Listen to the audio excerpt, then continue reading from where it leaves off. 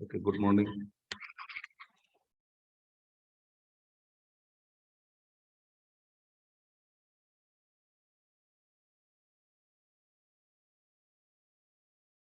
Am I audible? Good morning, sir. Saroj? Yes, sir. Is my voice clear? हाँ sir. तो बाकी के बच्चे कहाँ हैं? दो. सर मैसेज से देख लिया होगा, आना चाहिए सर. आ रहा होगा सर. ओके. ठीक है, तो पिछले क्लास में हमने I think we have discuss about the circuit breaker rating.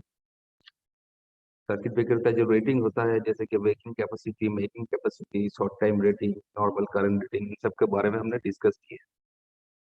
तो सर्किट ब्रेकर से रिलेटेड कुछ न्यूमेरिकल्स है तो ये हमें सॉल्व करना होगा, एग्जाम में आ सकता है. तो न्यूमेरिकल को कंप्लीट करके हम नेक्स्ट चैप्टर में जाएंगे. ठीक है, तो पहले देख लेते हैं.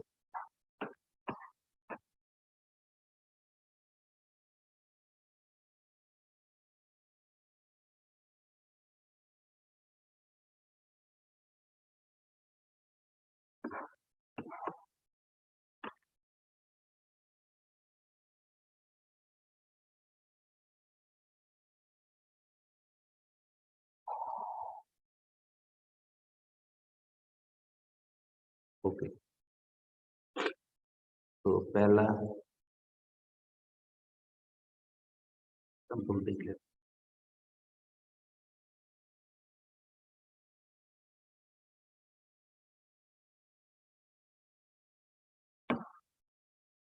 यहाँ पर एक न्यूमेरिकल है, जैसे कि a circuit breaker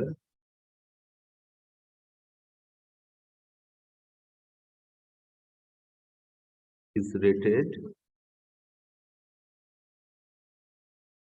as 1500 ampere, 1000 MVA, 33 kV, 3 second, 3 phase,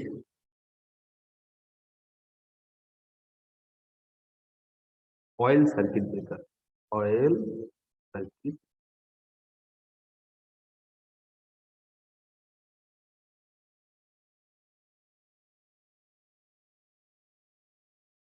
find number 1 rated normal current. Rated normal current. Number 2 breaking capacity. Breaking capacity.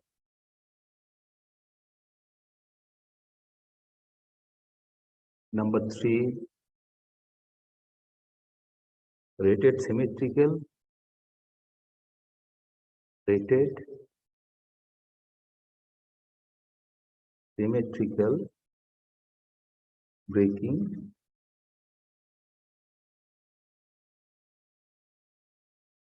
current.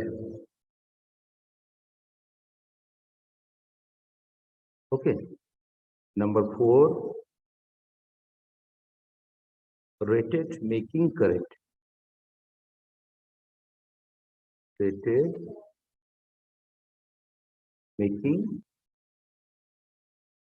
current. Number 5 short time rating.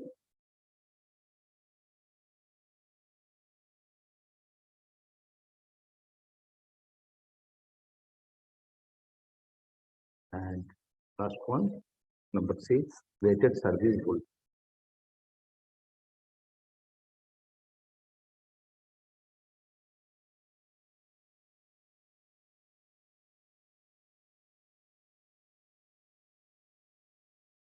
Rated service voltage. Okay, so ये है हमारा example number 1। तो देखो यहाँ पर क्या कह रहा है, circuit breaker is rated as 100 ampere 1000 MVA 33 kV 3 second 3 phase oil circuit breaker का रेटिंग। ओके, यहाँ से हमें क्या फाइंड आउट करना होगा, rated normal current, breaking capacity, rated symmetrical breaking current, and finally rated making current, short time rating, and finally rated service voltage। ये सब को यहाँ पे कैलकुलेट करना हो। तो देखते हैं सॉल्यूशन। तो यहाँ पर देखो ये जो रेटिंग दिया गया है 1500 ampere 1000 mega volt ampere 33 kV second 3 phase, ये जो रेटिंग है यहाँ पर ये जो करंट का वैल्यू दिया गया है यहाँ पर, यही हमारा नॉर्मल रेटेड नॉर्मल करंट होता है। ब्रेकर का जो रेटिंग होता है जहाँ पर ये वाला जो करंट है ये क्या होता है, रेटेड नॉर्मल करंट। ठीक है, तो ये हो गया हमारा रेटेड नॉर्मल करंट। तो रेटेड नॉर्मल करंट कितना है, 1500 एम्प। ओके, तो पहला वाला हो गया। अब सेकेंड पॉइंट पे क्या है, ब्रेकिंग कैपेसिटी। ये वाला जो रेटिंग है ये एक्चुअली होता है हमारा ब्रेकिंग कैपेसिटी। ओके, तो नंबर 2 क्या है, ब्रेकिंग कैपेसिटी, जो कि एमबीए में होता है, हम जानते हैं, पिछले क्लास पे हमने डिस्कस किए थे इसके बारे में। तो breaking capacity is equal to 1000 MV। Okay, तो ये वाला जो है यही हमारा breaking capacity. Okay, and number 3 क्या है, rated symmetrical breaking current. Number 3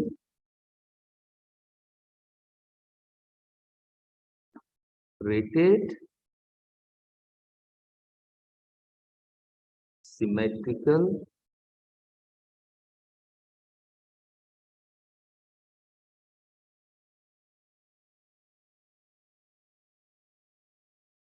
breaking current. ये क्या हो, rated symmetrical breaking.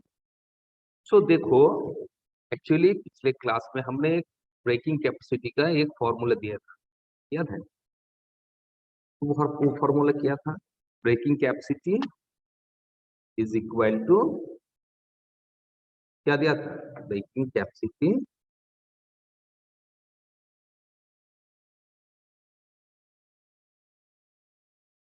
Is equal to √3 into V into I into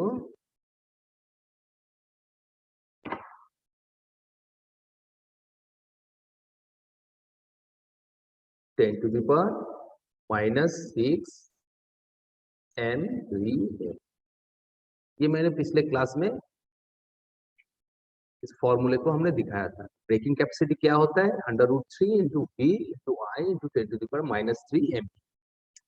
तो यहाँ पर एक्चुअली V क्या होता है, ये जो V है ये हमारा rated service voltage, rated service voltage होता है जो कि लाइन वैल्यू है। ओके, ये वोल्टेज जो है ये क्या है, ये actually rated service, rated service line voltage. ठीक है, ये V क्या होता है, हमारा सर्विस लाइन का जो रेटेड लाइन वोल्टेज है वही। एंड यहाँ पर I जो है, I हमारा क्या है, ब्रेकिंग करंट। ठीक है, rated breaking current, that means rated symmetrical breaking current. तो इस फॉर्मूले को हम यहाँ पर अप्लाई करेंगे, ठीक है। तो यहाँ पर अगर इस फॉर्मूले पे अप्लाई करेंगे तो देखो ये जो आई, ये तो हमारा रेट है सिमेट्रिकल ब्रेकिंग करंट है। सो ये क्या होगा, आई क्या होगा, यहाँ पर देखो ये अंडर रूट 3 VI इंटू 10⁻⁻6 जो है ये क्या है, यही तो हमारा ब्रेकिंग कैपेसिटी है कि नहीं, 1000। ये क्या है 1000 है। तो यहाँ से आई क्या होगा, देखो आई क्या होगा, breaking capacity breaking current equal to क्या होगा 1000 डिवाइड बाई 10 की पावर, ये नीचे आ जाएगा तो इसको अगर ऊपर ले जाएंगे तो 10⁻6 आएगा divided by under root 3 and क्या होगा वोल्टेज तो V, ठीक है। सो V क्या है यहाँ पर, वोल्टेज क्या है, लाइन वोल्टेज का जो यहाँ पर रेटेड सर्विस लाइन वोल्टेज।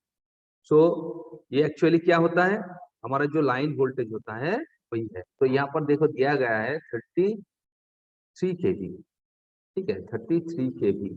तो यहाँ पर 33 kV, ओके। तो 33 kV root 3 VI is equal to 10 to the power, अच्छा ये तो MVA में ही है, ठीक है ये MVA में है, ये भी MVA में है। तो इसको अगर तो अगर वोल्ट एम्पियर में कन्वर्ट करना पड़ेगा तब 10 टू द पावर 3 से इसको मल्टीप्लाई करना पड़ता है 10 टू द पावर 6 से, ठीक है। सो यहाँ पर 33 kV है, इसको वोल्ट में हमें कन्वर्ट करना पड़ता है, तो 10 टू द पावर 3 इसके साथ मल्टीप्लाई हो जाएगा। तो ये हो गया हमारा इक्वेशन, ठीक है।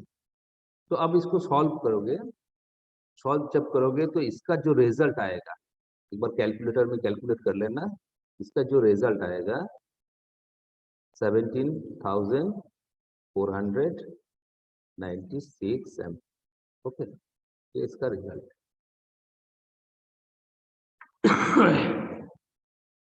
चलो तुम्हारे पास कैलकुलेटर है,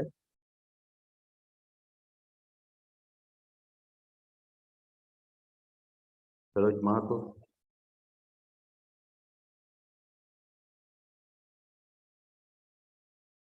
सरोज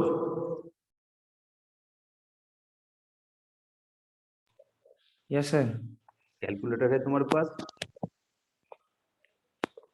हेलो सर। हाँ इसको कैलकुलेट करो। Yes sir yes sir.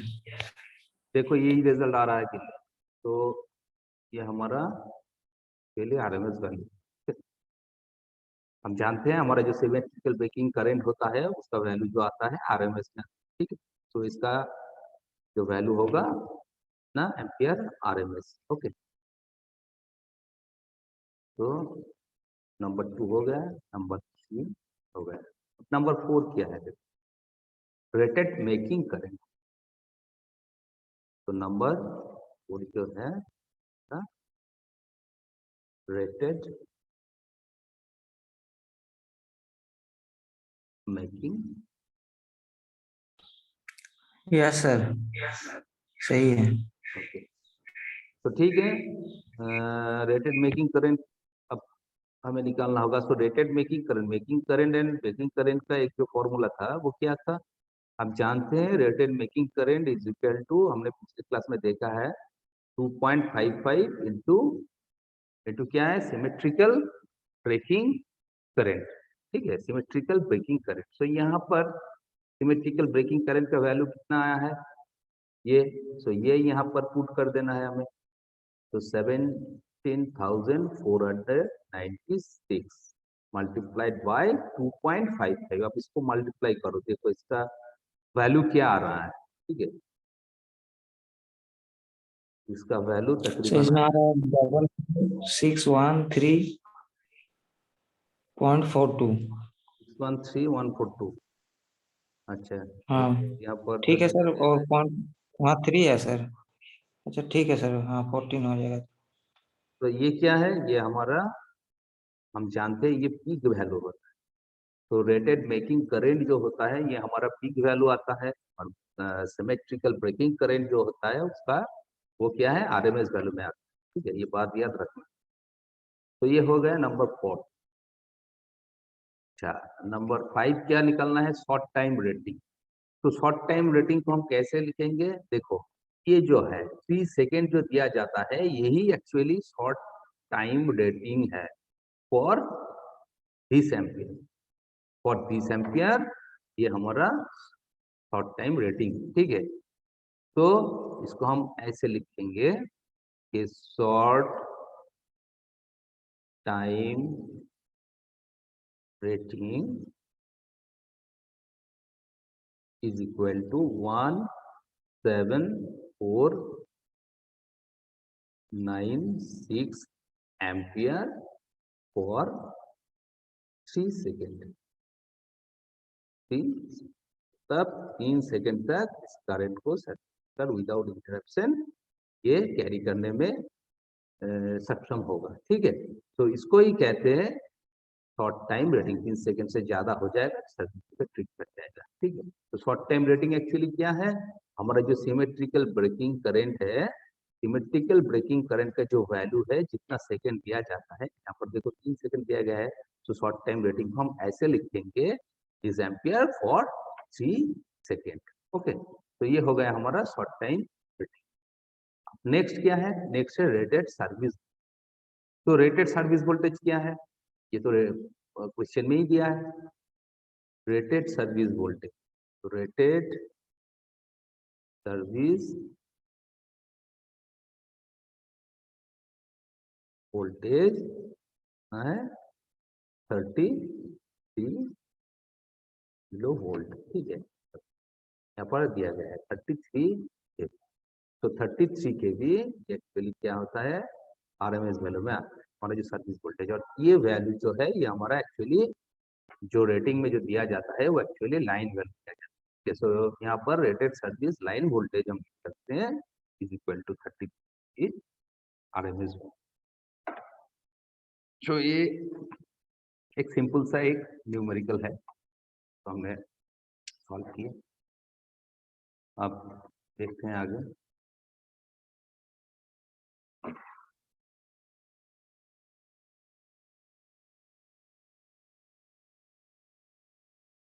So next example ले लेते हैं।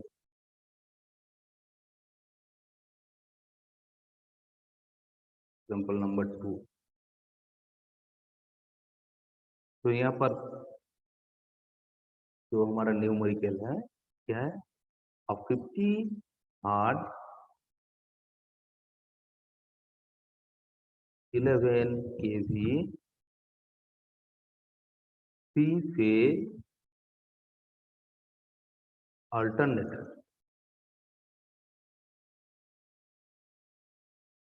with earth neutral has a reactance of 5 ohms per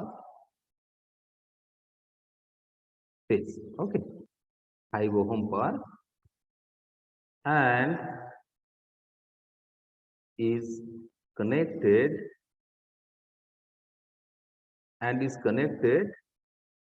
to a bus bar,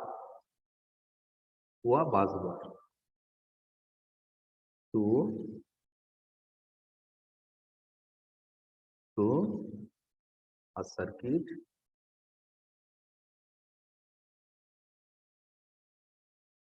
a circuit breaker.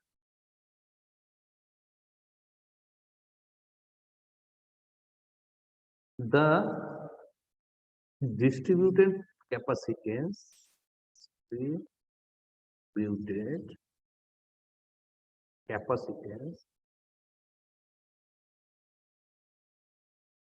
up to circuit breaker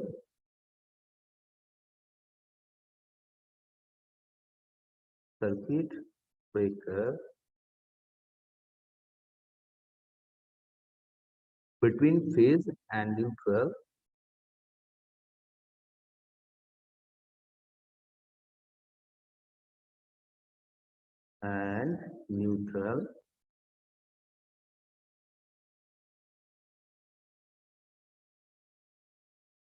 is 0.01 microfarad. Okay, microfarad. तो phase और neutral के बीच का जो हमारा capacitance है ना है अप टू सर्किट ब्रेकर ना है 0.01 माइक्रो. ओके, तो determine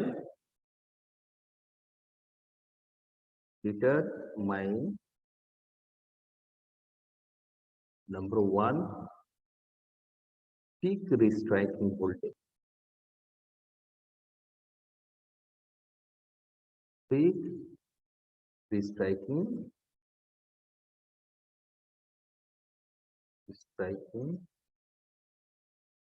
voltage across the contacts of the breaker. Was the contacts of the breaker. मतलब कि हमारा जो रिस्ट्राइकिंग वोल्टेज है, रिस्ट्राइकिंग वोल्टेज जो होता है उसको हमें ठीक. And number 2 frequency of oscillation. Frequency of oscillation.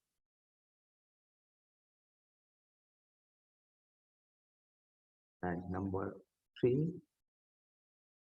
the average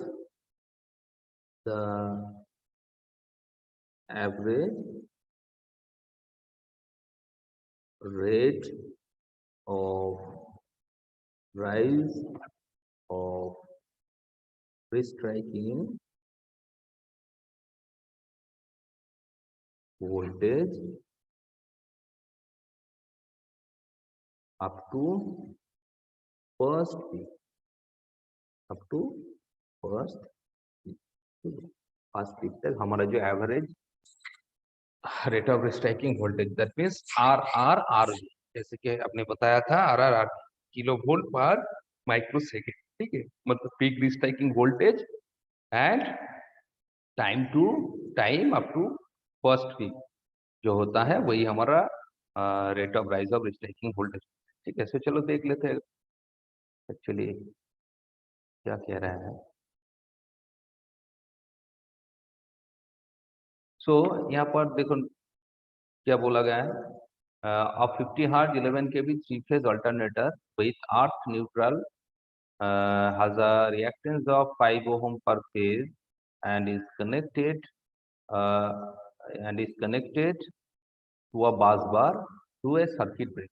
ठीक है, and the distributed capacitance up to circuit breaker between phase and neutral is 0.01 microfarad. so यहाँ पर हमें इन तीनों वैल्यू को हमें यहाँ पर कैलकुलेट करना होगा. सो पहले हम देख लेते हैं कि पहले हमें इसका कैपेसिटेंस एंड इंडक्टेंस का जो वैल्यू है उसको हमें निकालना है. ठीक है, तो पहले इंडक्टेंस को निकाल लेते हैं. Inductance for phase, inductance for phase L. तो एल क्या होता है? एल एक्चुअली होता है XL. XL means inductive reactance divided by 2 pi F. ये तो कॉमन फॉर्मूला होता है इंडक्टिव रिएक्टेंस का. XL is equal to 2 pi F L होता है. तो यहाँ से एल कितना होगा? XL divided by 2 pi F. तो यहाँ पर एक्सेल का जो वैल्यू है कितना है? ये देखो रिएक्टेंस का वैल्यू दिया गया है यहाँ पर कितना है? 5 ओम. तो 5 को यहाँ पर पुट कर देना है divided by 2 pi into frequency. Frequency कितना है? 50 हर्ट्ज. तो यहाँ पर इसको पुट करो. अब इसको कैलकुलेट करो, देखो इसका वैल्यू कितना आ रहा है. तो तकरीबन 0.0159 हेनरी, ये आएगा, एक बार चेक कर लो। ठीक है, ये है हमारा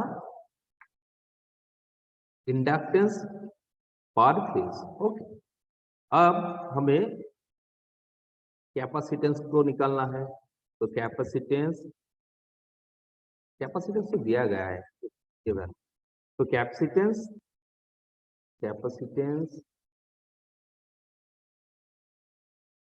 पर फेज, तो कैपेसिटेंस पर फेज कितना है, C इक्वल टू 0.01 माइक्रोफैरड।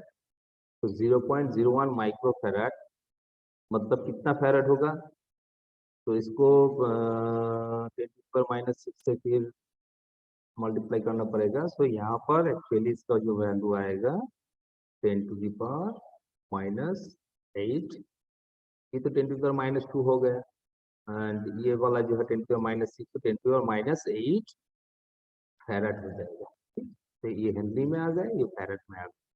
अब हमें पहला मैक्सिमम वैल्यू रिकवरी वोल्टेज का वैल्यू को हमें निकालना है, क्योंकि हम जानते हैं कि हमारा जो restriking voltage, peak restriking voltage होता है, हमारा जो पीक रिस्ट्राइकिंग वोल्टेज होता है वो twice maximum value of recovery voltage होता है। ठीक है, twice maximum value of recovery voltage होता है। ठीक है, सो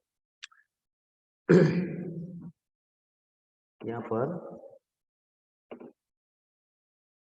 पहला हमारा पॉइंट है पीक रिस्ट्राइकिंग वोल्टेज। तो पीक रिस्ट्राइकिंग वोल्टेज को निकालने के लिए हमें पीक रिकवरी वोल्टेज को पहले निकालना होगा। ठीक है, तो हम जानते हैं कि पीक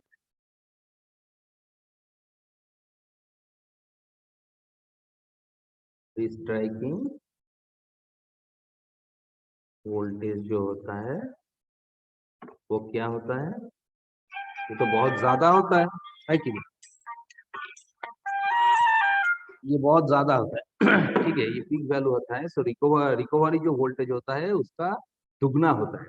तो कौन सा रिकवरी वोल्टेज का जो मैक्सिमम वैल्यू होता है उसका 2 गुना होता है। ठीक है, सो E into 2 into E max.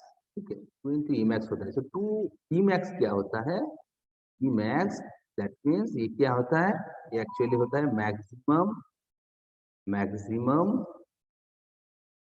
Value of recovery voltage, recovery voltage. Okay, recovery voltage ये क्या है, phase to neutral. Okay, phase to neutral value मतलब phase value, phase to neutral E max. तो पहले हमें maximum value of recovery voltage इसको पहले हमें निकालना होगा।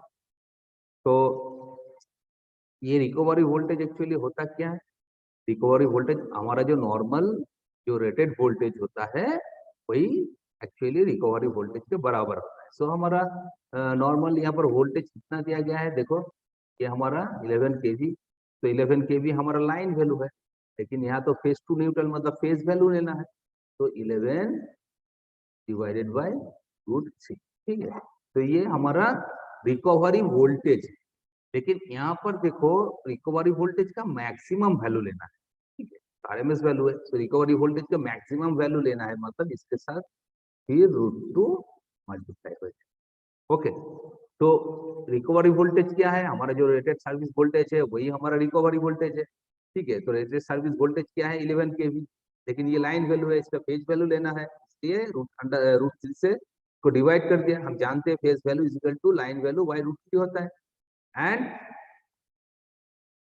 ये तो रिकवरी वोल्टेज है, लेकिन ये आरएमएस वैल्यू है, तो इसका मैक्सिमम वैल्यू कितना मिलेगा, √2 से इसको मल्टीप्लाई कर देने से हमें क्या मिलता है, मैक्सिमम वैल्यू मिलता है। सो ये इसका मैक्सिमम वैल्यू। सो इसको अगर कैलकुलेट करोगे तो इसका वैल्यू तकरीबन कितना आएगा, 8.98 किलो वोल्ट। ओके, इसका वैल्यू इतना आएगा। अब देखो पीक रिस्ट्राइकिंग वोल्टेज जो है 2 इंटू ई मैक्स है, यही तो ई मैक्स है, तो इसको 2 से मल्टीप्लाई करो, तो 2 इंटू 8.9, तो इसको अगर कैलकुलेट करोगे तो जो रिजल्ट आएगा 17.96 किलो वोल्ट, ये वैल्यू आएगा। तो ये हमारा हो गया restriking voltage. Next frequency of oscillation, frequency of oscillation. So frequency of oscillation actually इसको FN से डिनोट करते हैं, F सफिक्स से। तो ये एक्चुअली हमारा जो सीरीज रेजोनेंस का जो फ्रीक्वेंसी होता है के साथ बराबर होता है, ठीक है। तो 1 divided by 2 pi under root L into C. हम जानते हैं ये सीरीज रेजोनेंस का जो फ्रीक्वेंसी होता है इसका फॉर्मूला होता है, इसका फ्रीक्वेंसी ऑफ ऑसिलेशन का फॉर्मूला भी यही है। तो FN is equal to 1/2 pi root over of LC। तो अब देखो यहाँ पर LC को तो हमने फाइंड कर लिया है, LC, तो LC का वैल्यू यहाँ पर पुट कर देने से FN हमें मिल जाएगा।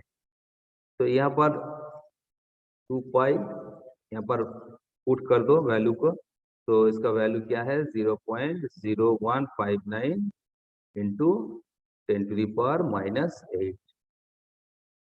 तो इसको कैलकुलेट करोगे तो इसका वैल्यू तकरीबन जो आएगा 12,628,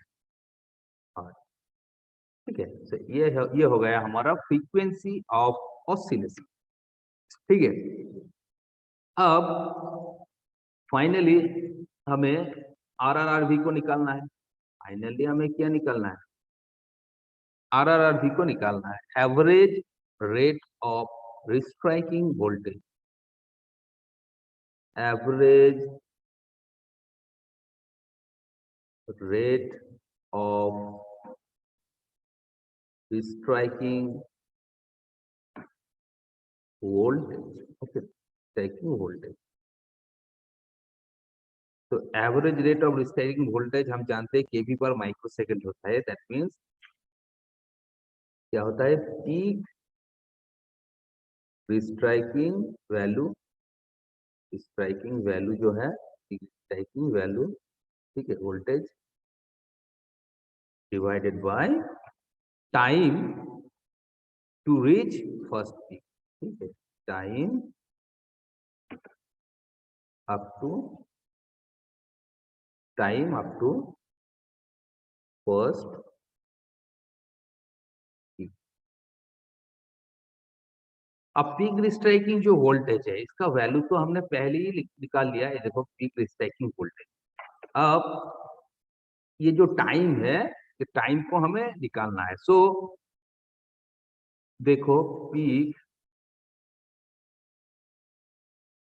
रिस्ट्राइकिंग वोल्टेज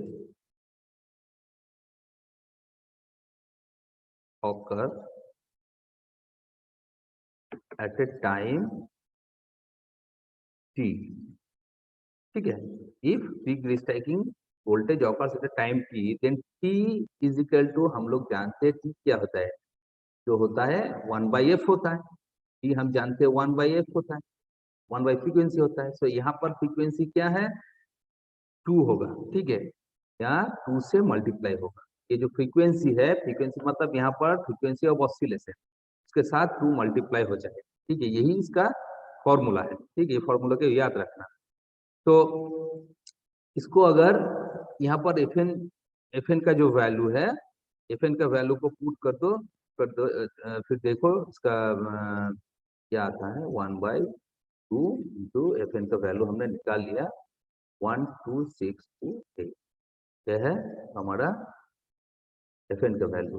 तो इसको अगर सॉल्व करोगे इसका वैल्यू जो आएगा तकरीबन 39.6 इंटू 10⁻⁻6 सेकेंड आएगा, ठीक है, 10⁻⁻6 सेकेंड आएगा। तो इसको फिर माइक्रो सेकेंड में हम कन्वर्ट कर लेते हैं, तो माइक्रो सेकेंड में कन्वर्ट करने से 10⁻⁻6 तो मिल जाएगा। तो यहाँ पर 39.6 माइक्रो सेकेंड इसका टाइम होगा, ठीक है, time to reach first peak. Okay, so ये हो गया हमारा time.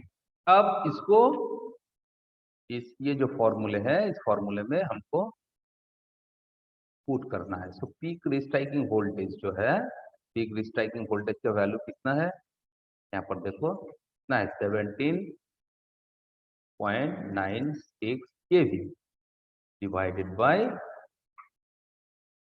30 time up to first peak, तो 39.6, ठीक है, ये माइक्रो सेकेंड पे ही होगा, ठीक है, ये माइक्रो सेकेंड में ही होगा, और ये जो है माइक्रो सेकेंड में होगा, और ये जो है ये एक्चुअली किलो वोल्ट में होता है, ठीक है। सो किलो वोल्ट ही यहाँ पर देखो, तो जो रेटिंग है किलो वोल्ट में ही है 17.96, एंड ये वाला जो है ये माइक्रो सेकेंड। सो इसको अगर तुम लोग सॉल्व करोगे तो इसका जो रिजल्ट आएगा, जैसे कि 0.453 kV per micro, 0.453 kV per microsecond. Okay, तो ये हो गया हमारा average rate of restriking voltage. इसको हम क्या कहते हैं, इसको हम कहते हैं R R R, very important term, ठीक है, आर आर आर भी। ओके, सो ये एक टाइप का न्यूमेरिकल हो। तो प्रैक्टिस करना, सर्किट ब्रेकर से जो मैथ्स आता है इसी टाइप का ही मैथ्स आता है, ठीक है। अगर इनके सारे फॉर्मूले तुम लोगों को याद रहेगा तो यहाँ से जो न्यूमेरिकल आएगा तुम लोग सॉल्व कर सकते, ठीक है। तो ये वाला फॉर्मूला तो याद रखना, ठीक है।